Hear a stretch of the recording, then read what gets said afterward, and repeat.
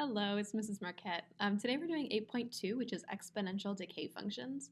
What we're doing today is very similar to what we did last class, which is 8.1 exponential growth functions. So we'll still be graphing, we'll still be finding asymptotes, but we just have to figure out like one major difference between an exponential growth function and an exponential decay function. So the warm-up says, identify the value of b in each function f of x equals a times b to the x. This is our original function. Our b here is the base of the exponential.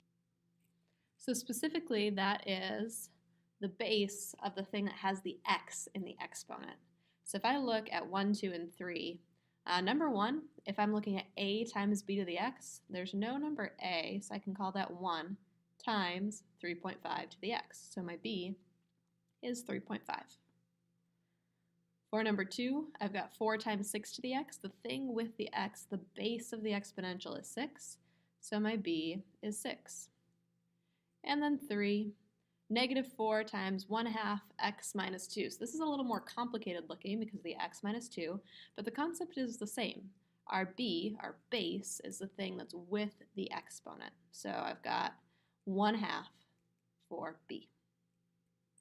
The next thing I'm going to do is state the domain and range. So if I think about 5 times 3 to the x, remember that my domain is always all real numbers with exponentials. Okay, so I can write it that way, or technically I could write it negative infinity to infinity means every single number I can think, all of the negative numbers, all of the positive numbers, everything in between. And my range is always going to be y is greater than or less than some number. So if I just think in my head about graphing this function, I know that it's going to start at 0, 5 because of this 5, and it's going to have an asymptote at y equals 0. It'll look something like that. That's what we did last time. Okay, so if that's the case, this is going to be y is greater than 0 because it has to be above the asymptote. Looking at number 5, this one's very similar, except my starting point, my a, is negative 1/4. So instead, I start at 0, negative 1/4, but I still have an asymptote. This is roughly what my sketch of my graph is going to look like. So the domain is all real numbers.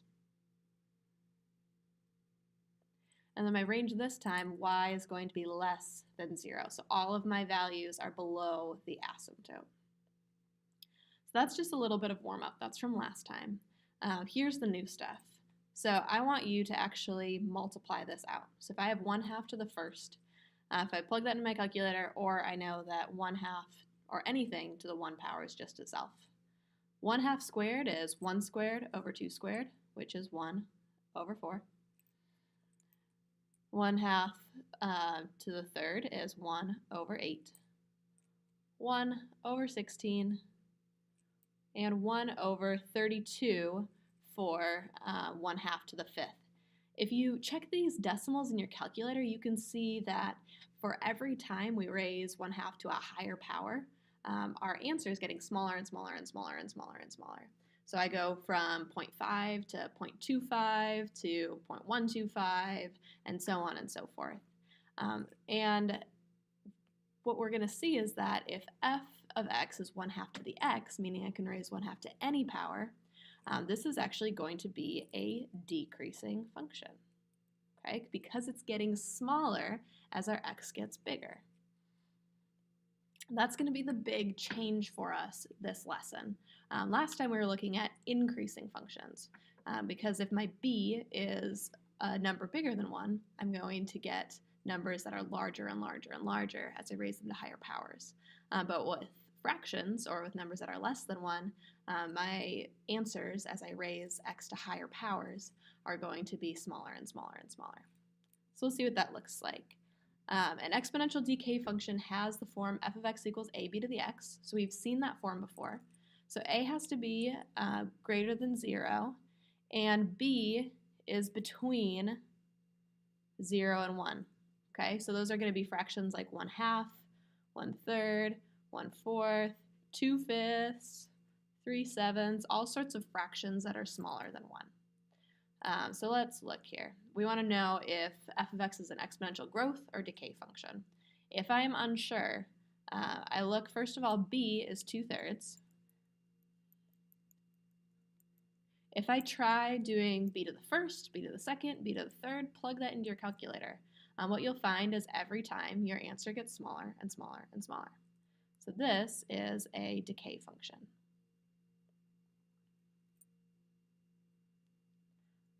For b, my b is here 3/2.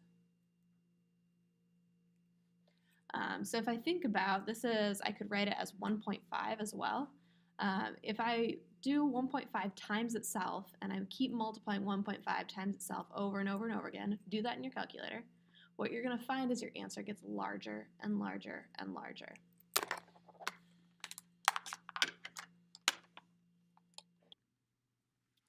So I just did that. I plugged it in my calculator. I got 1.5 and then 2.25 and then 3.375, so it's getting bigger.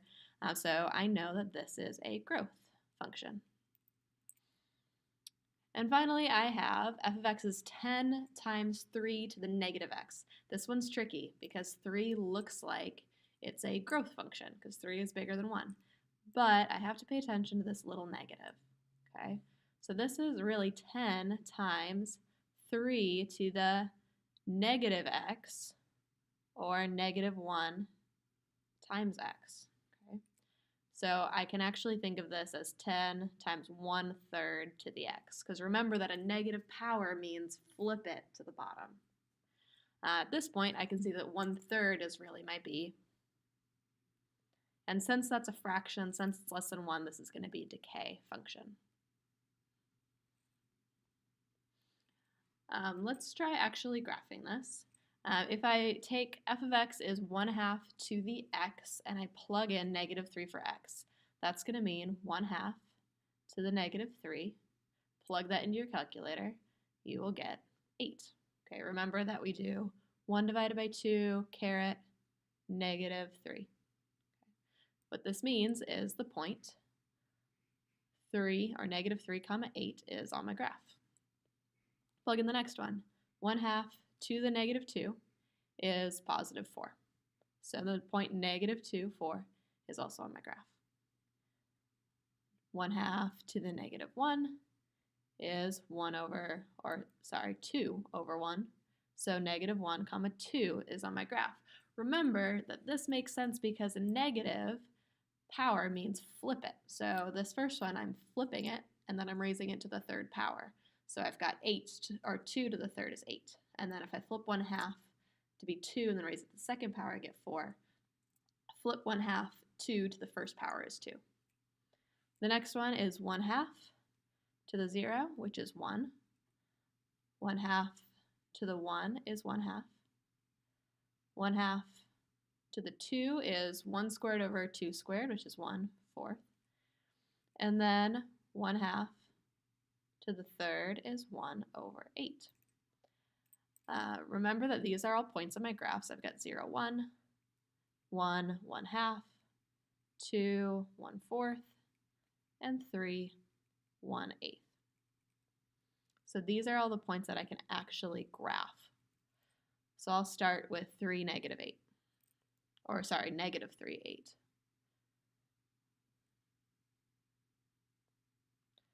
And then -2, 4. And then -1, 2, 0, 1, 1, 1/2, and so on. You'll notice that this has a very similar shape to our graph last time. Our graphs last time went up and to the right. It looks like our graph this time is just really flipped. It's symmetric over that y-axis. So I can see that I still have this asymptote. So our horizontal asymptote is still y equals 0. If we look at the domain, I can see that my domain is still all real numbers because my arrows go both left and right. Every single x value is going to intersect a y value. And then my range, all of my y values are still above 0, so I'm going to have y is greater than 0. So when we actually graph our exponential function, we're going to graph it the exact same way as before. We're going to make a table, we're going to draw our asymptote, and then we're going to connect some points. The difference is that when you have an exponential decay function, you're going to, instead of graphing the points 0, 1, and 2, you're going to graph the points 0, -1, and -2. Okay, so let's try that. I have y is 3 times 1/4 to the x. I can see, looking at this 1/4, that 1/4 is a decay function. So b equals 1/4, that means decay. Every time I want you to write whether it's a decay or a growth function. Then you make your table. So I've got an x and y. Since it's decay, I'm going to plug in 0, -1, and -2. And you can use your calculator for this. So when I plug in 0, I get 3 times 1/4 to the 0, which is 3 times 1. Remember that anything to the 0 is always just 1. So we notice that actually we still get our y-intercept from that point or from that number right out front. So 0, 3. The next one is 3 times 1/4 to the -1, or 3 times 4, because I can flip that fraction. So, and then 3 times 1/4 to the -2, which is 3 times 16, or 48. So that's going to be a really big number, so we'll just kind of do our best here. So we'll have 0, 3, -1, 12, which is way up here, and then -2, 48, we'll just say that's way, way, way up there. I know that my horizontal asymptote is always going to start at y is equal to 0, so I'll draw that in. And then remember that when we graph exponential functions, one side of the exponential function is going to go toward that asymptote, and the other side is going to connect the dots and keep going. This time around, it looks like the way to draw close to your asymptote is over to the right, because on the left, my points increase really fast. Okay, so this is our exponential decay function for 3 times 1 to the 4th, or 1/4 to the x. Horizontal asymptote, again, is y equals 0. Our domain is all real numbers. And then our range, we're still, just like last lesson, always going to match that range to the asymptote. So y is all either above the asymptote or below. In this case, our y's are all above the asymptote.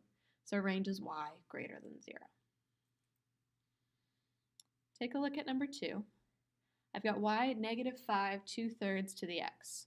My b is 2/3, and I want to know if that's a growth or decay function. If you plug that into your calculator, 2/3 to the first is 0.667, and then if you do 2/3 to the second, you get 0.44, and then if you do 2/3 to the third, you get 0.296. So it looks like every time we do that, our answer gets lower and lower and lower. So it's decreasing, which means this is a decay function.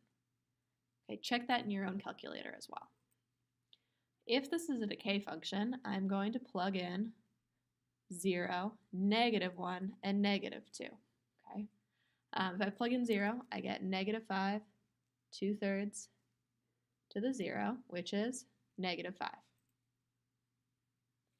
Then I do -5 times 2/3 to the -1, which is -7.5. And then -5 times 2/3 to the -2, which is -11.25. Okay, then I can plug all of these points in. I have 0, -5, which is right here.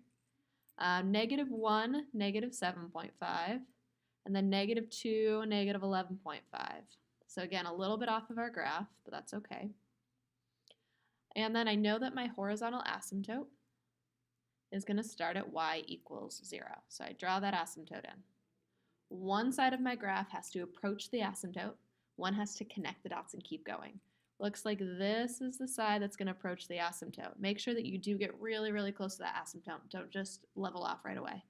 And then connect your points and draw your arrow. My decay functions always are going to get closer to the x-axis or to the asymptote as I go to the right. So as I go to the right, I'm getting closer to the asymptote, whereas our growth functions were opposite. As we went to the right, we actually went away from that asymptote. These two, I might, if I were you, pause the video and try them by yourself, and then kind of check your answers. I will go ahead and do them. I have 1/3 to the x, 1/3 is my b, and that is a decay function. You can check that in your calculator. I've got x and y are 0, -1, and -2. If I plug in 0, I get -2. If I plug in 1, I get, or -1, I get -6. And if I plug in 2, I get -18. So 0, -2, -1, -6, -2, -18. We're very much off of our graph today, but again, that's fine. My horizontal asymptote is going to be 0.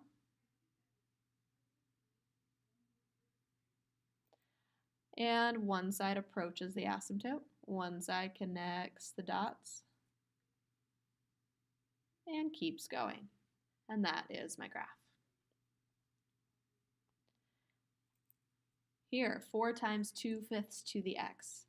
b is 2/5. So b is less than 1, which means that as I multiply it by itself over and over and over again, it's going to be getting smaller, so we have a decay function. X and y, 0, -1, -2. So plug in 0, you'll get 4. Plug in -1, plug in -2, you'll get 25. So graph those points. 0, 4, -1, 10, and -2, 25. Way off the graph. But our asymptote is 0. Then I can approach the asymptote on this side, and I will connect the dots and keep going on the other side. Our domain is all reals, and our range is y greater than 0, because all of those y values are above the asymptote. Now that we've done kind of the easy version where we just plug in 3 values and then we're done, we're also going to look at the more complicated equation, just like we did last class. So y is a times b to the x minus h plus k. We are going to be translating horizontally with this x value and vertically with that k value. Again, we're going to do the sketch first, and then we're going to move it based on our h and our k. So looking at number 5, -3 times 1/2 x plus 2 plus 1. If I want to do a sketch, I want to do like the easy version of this big function, which means I'm going to do -3, 1/2, just to the x. Ignore the 2, ignore the 1 for now. I know that this is a decay function because of the 1/2. And then I can plug in 0, -1, and -2. If I plug in 0, I get -3 times 1, which is -3. -1, I get -3 times 1/2 to the -1, which is -6. And then 3, or -3 times 1/2 to the -2 is -12. Check those in your calculator. So if I graph, I get 0, -3, -1, -6, and -2, -12, roughly down here. Our asymptote is at y equals 0. And I can graph one side getting close to the asymptote and one side connecting the dots and keep going. The next thing I have to look at now that I've done the sketch, and maybe I'll even label this sketch, is I want to look at our shifts. So this is our horizontal shift. Since it's a positive and it's with the x, this is going to be left 2 units. okay? Because remember that in our original function, this is a negative, so it's got to be opposite. And then this 1 is up 1 because in our original equation, the k is positive, so this has to stay the same. So there I moved all of my points left 2 and up 1. The next thing I need to do is also deal with my asymptote. Moving the asymptote left doesn't really do anything, but moving it up 1 does. Okay, so now I'll have the same shape. One side approaches the asymptote. The other side connects the dots and keeps going. Not the most beautiful graph, but you understand. I've got this as my final graph. I would even label it, that's my final. And I can now label my horizontal asymptote, which is y equals 1, my domain of all real numbers. And then my range, I'm looking at y has to be either all above the asymptote or all below the asymptote. This time it's all below, so it's y is less than 1. And the last one is y is 5 times 1/8 x plus 1 minus 2. My sketch is going to be y equals 5 times 1 over 8 just to the x. And I know that this is a decay function because I've got that 1/8. Right, so then I plug in x and y, 0, -1, -2. If I plug in 0, I get 5. Plug in -1, I actually get 40, which is huge. And then -2 is even crazier. It is 320. So this is going to be way off our graph, but we'll kind of play with it. I've got 0, 5, -1, 40, let's just say it's up here, and then -2, 320. We'll say it's up here. Okay, our asymptote starts at y equals 0, so we will have this big graph that looks kind of like this. All right, now we've got to look at our shifts. I have x plus 1. That's going to be a left 1. And then our minus 2, that is down 2. So I take every single point and I go left 1, down 2. Left 1, down 2. And left 1, down 2. I'm going to have my same shape as my original graph, but I've also got to know where the asymptote is. The asymptote is going to move down 2 units as well. So then when I draw my graph, it's going to look roughly like this. Okay. I might highlight my final graph, I might circle it on my page, I might erase the other one, but you've got to let me know that that is your final answer. This graph has a horizontal asymptote of y equals -2 because it's moved down 2 units. My domain is all real numbers. And my range is either going to be above or below that asymptote. This time, all of the y values are above the asymptote, so its y is greater than -2. So this is the kind of thing you've got to be able to do with graphing exponential functions. You need to be able to graph the simple exponential functions, the one that just have a, b to the x, either with growth or decay, and then you have to be able to shift them as well. There are practice problems. There's a worksheet that has a mix of growth and decay functions. Remember that if it's a growth function, then we plug in 0, 1, and 2. If it's a decay function, we plug in 0, -1, and -2. There will be a quiz in our next class, and you'll be expected to do both types. And I will talk about an extra credit opportunity in class as well. I will see you guys later.